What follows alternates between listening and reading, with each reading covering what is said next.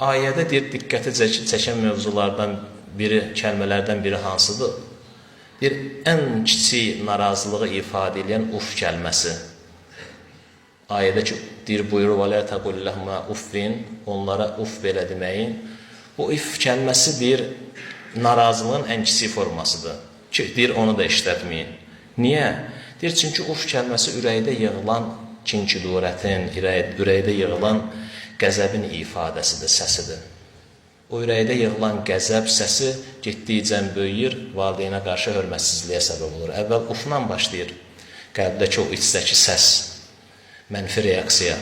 Sonra başlayır, böyüyür, şişir, hörmətsizliyə çevrilir. Hörmətsizliyə ki, çevrildi, harada hörmətsizlik yaranıb qəlbdə, həmin yer başlayır qaralmağa, zülmətə qərq olmağa. Qəlb ki, qaraldı, insanın Allahla arasındakı məsafə getdikcə çoxalır. İnsan Allahdan uzaqlaşır. Ona görə deyirlər ki, valideynə münasibət ruhun sağlamlığının göstəricisidir. Bilmək istəyirsən ki, ruhun sağlamdır, yoxsa yox, bax ki, valideynlə münasibətdə hansı səviyyədəsən?